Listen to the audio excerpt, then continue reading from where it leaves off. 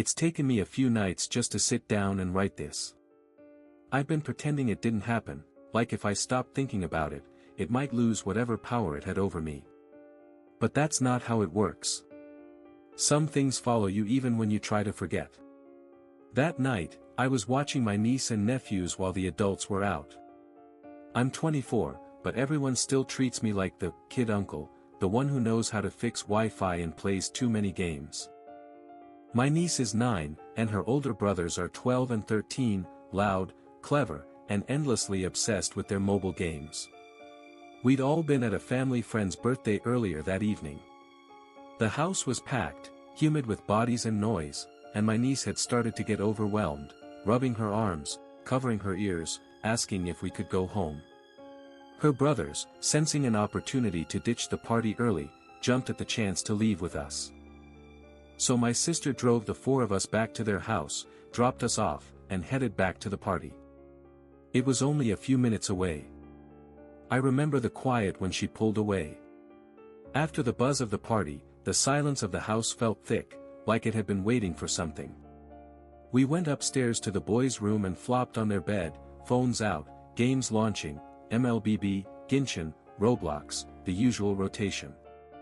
I liked the room dark while we played. Made it easier to focus. So I asked one of the boys to switch the light off.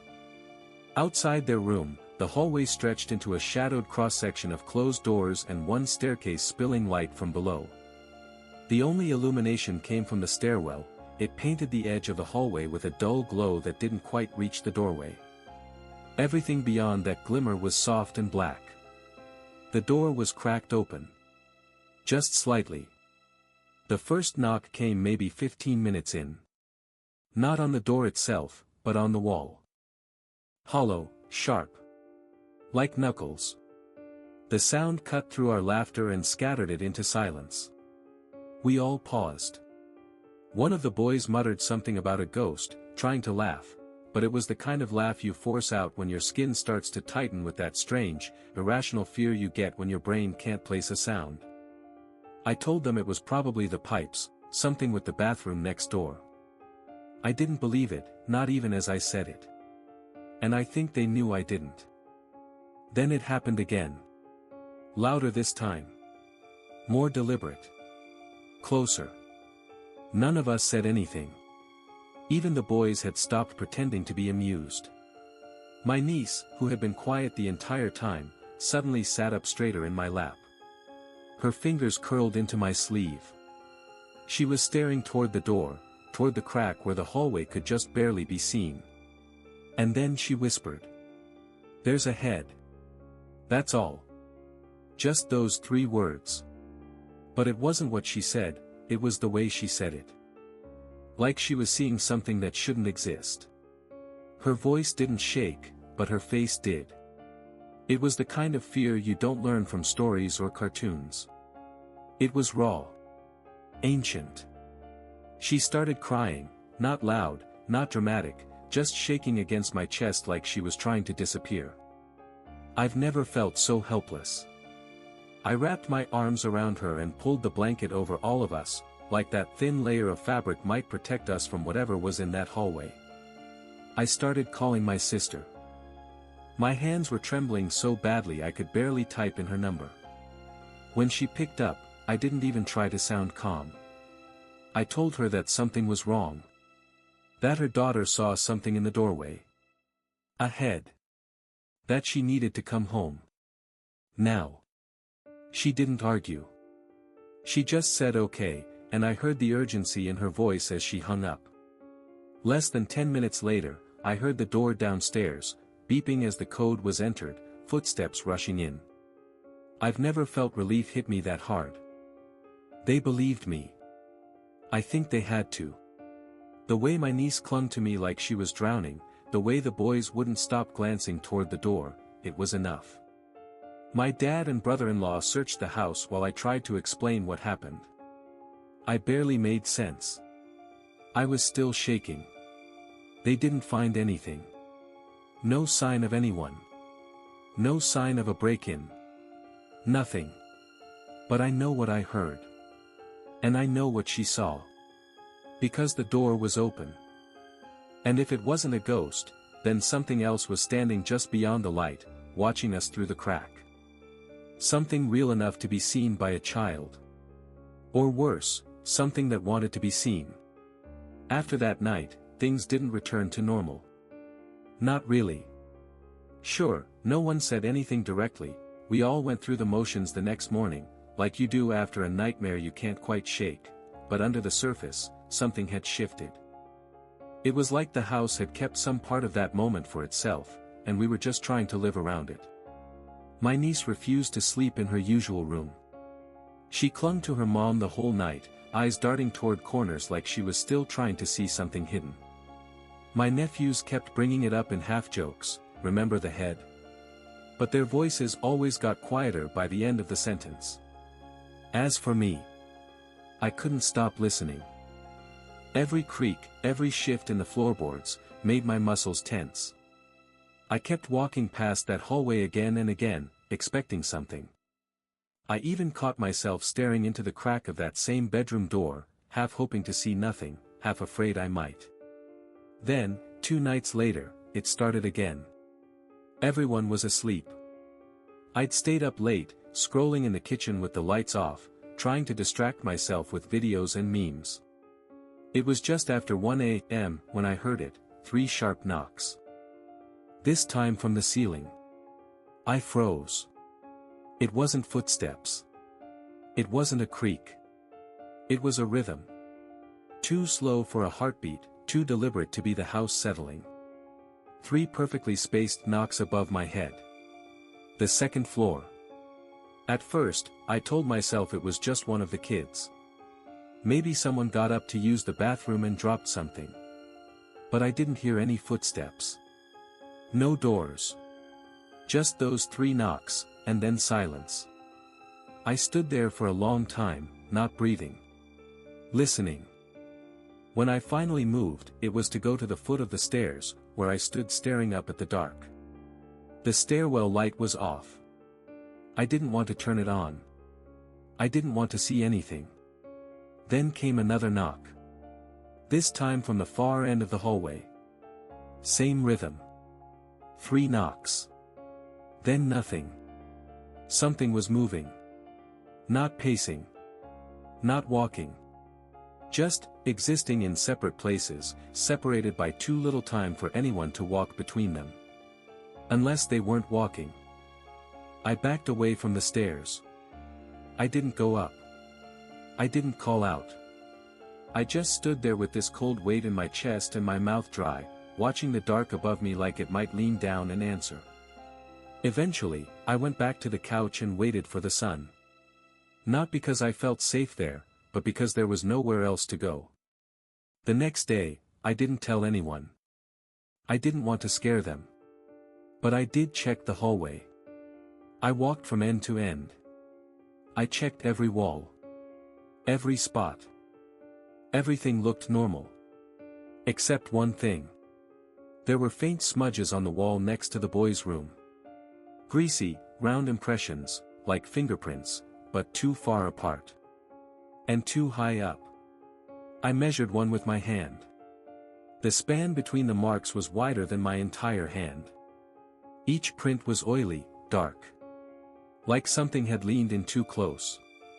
But there were only 3. Just like the knocks. I tried to pretend the smudges weren't there. I wiped them clean, told myself it was the boys, sticky fingers, maybe a prank. Even convinced myself the knocking was just in my head, an echo of the other night still haunting me. But by the 3rd night, that stopped working. I had this feeling, like something was trying to map the house. Every knock, every silence, like it was figuring out the walls, the spaces, the people. I couldn't sleep. So I decided to stay in the boys' room, not to scare them, just to be there. Just in case. They were already half asleep when I set my phone on the desk and sat in the corner, blanket around my shoulders. The hallway outside was quiet. Nothing. And I almost started to feel stupid. Until one of the boys rolled over in his sleep and muttered, "Tell it not to come in again." I sat up. "What did you say?" He didn't answer. Just a twitch, the kind you get in deep REM sleep. The other boy stirred too, whispering something into his pillow. I leaned closer. He said, "She was behind the door." I didn't sleep that night either. The next morning, I did something dumb. I didn't tell anyone. Instead, I started digging. I opened the old storage cabinet in the hallway, just beside the computer room. A place nobody really used anymore. Inside, under piles of unused blankets and broken toys, was an old mirror. One I hadn't seen in years. It was rectangular, gold-framed, the kind of thing that looks expensive but isn't. I pulled it out and stood it upright against the wall. I don't know why. Something in me just needed to see. And that's when it changed. The reflection. It wasn't wrong, exactly. Not at first glance. But something was off with the hallway behind me. It looked the same, sure, but in the mirror, the light didn't spill the way it should have. The shadow line was sharper. Too precise. I turned around. Nothing. Looked back at the mirror. The door to the boys' room, just behind me, was slightly open. Same as always. But in the reflection, it was wider. And something was standing behind it. I dropped the mirror. Not in fear, but in instinct. My hands let go before my brain could react. It shattered across the tiles, scattering shards like teeth. But here's the part that's not supposed to happen. The mirror broke. But the reflection kept going. I don't know how else to explain it. There were no large shards left, just fragments, and in them, scattered like puzzle pieces, I still saw the hallway. Still saw the door.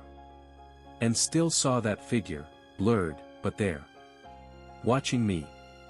Like it knew I saw it. And in one of the bigger shards, clear as daylight, I saw something worse. The hallway behind me didn't end at the staircase. There was another door. One that doesn't exist in the real house. Painted black, frameless. Closed. Just sitting there like it had always been there. And etched into its surface, barely visible, but there, was a shape. 3 circles. A triangle made of fingerprints. I blinked. Looked behind me. The real hallway was empty. The mirror shards were just broken glass now. But I can't stop thinking about that door.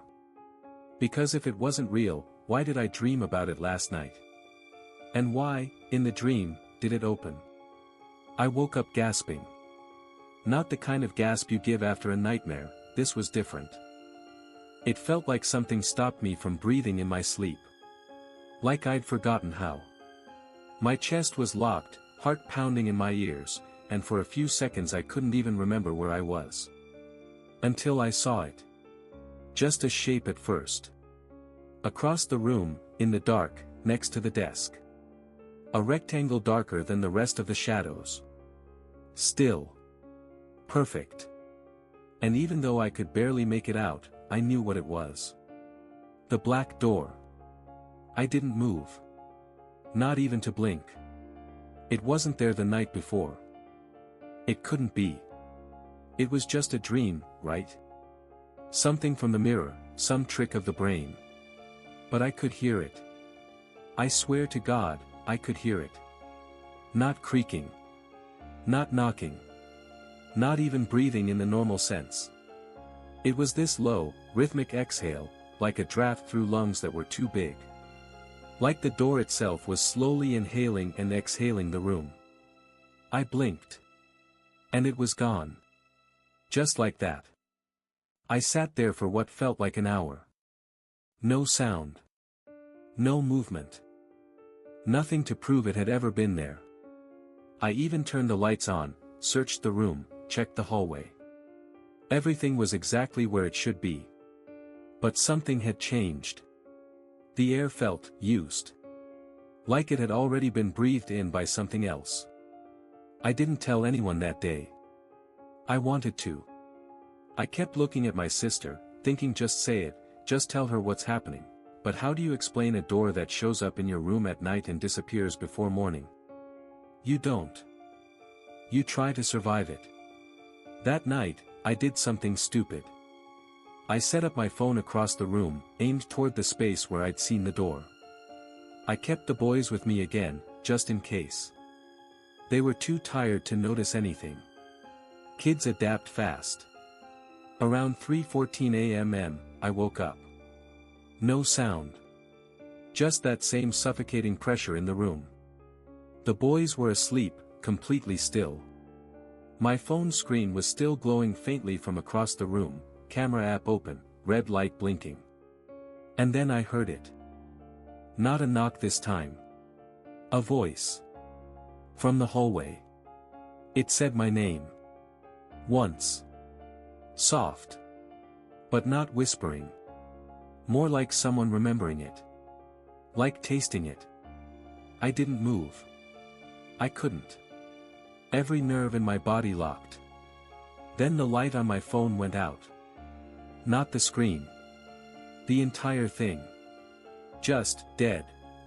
Battery full earlier, but gone now. I didn't get up. I didn't check it. I just stayed awake until dawn. In the morning, I turned it back on. The last video was 42 minutes long. Most of it was static.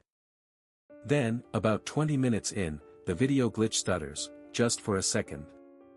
And in that second, frame by frame, I saw the boys' bedroom door slowly opening wider. Not pushed. Not pulled. Just widening.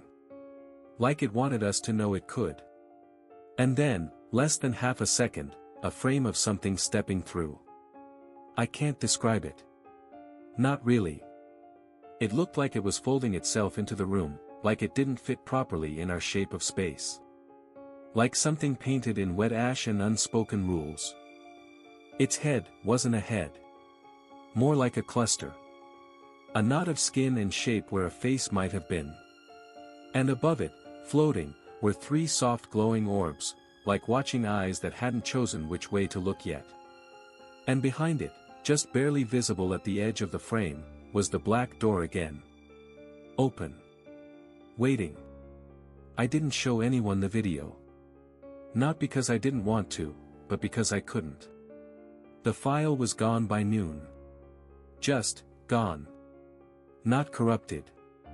Not hidden. Gone. And my phone? Fried. Wouldn't turn on again. When I took it to a repair shop, the guy looked confused and said something had burned out from the inside. Like the battery had shorted backwards. He asked if I'd dropped it in water. I hadn't. But I didn't argue. That night, I tried not to fall asleep. I made coffee, kept the lights on, set alarms for every hour. But it didn't matter. At 2:47 a.m. I blinked, and the lights were off. Just, off. My mug was cold. My phone, dead. My watch was frozen at 2:46. And the room was quiet. Too quiet. Not silent. Held breath quiet. The boys were asleep. Their faces calm. That felt wrong, somehow. I turned toward the door. It was open. Wide. But the hallway beyond didn't look right. The shape of it was warped. Angled in places it shouldn't have been. Like someone had redrawn it from memory and got the proportions wrong. The stairwell light, always left on, was gone. Only blackness. Thicker than dark. Textured. And then I saw it. Not standing. Not walking. Emerging. It came through the open doorway like smoke with weight, crawling along the edges of the room's geometry. Its body was long, boneless, yet somehow sharp, made of corners that bent the air. It didn't touch the ground. It didn't have to. The shape of it was wrong for this place, like a body meant for somewhere else. The head, or what passed for one, turned toward me. And for a moment, it didn't move. It studied me. And I felt something crack inside my skull. Not pain, more like pressure. Like something was knocking from the inside. Then, it spoke. Not with sound. Not even with words. Just. We came because she saw. I don't know how to describe that feeling. Like it wasn't telling me something new. Like it was reminding me of something I had forgotten. Like it had always been there, and my niece was just the first one who noticed.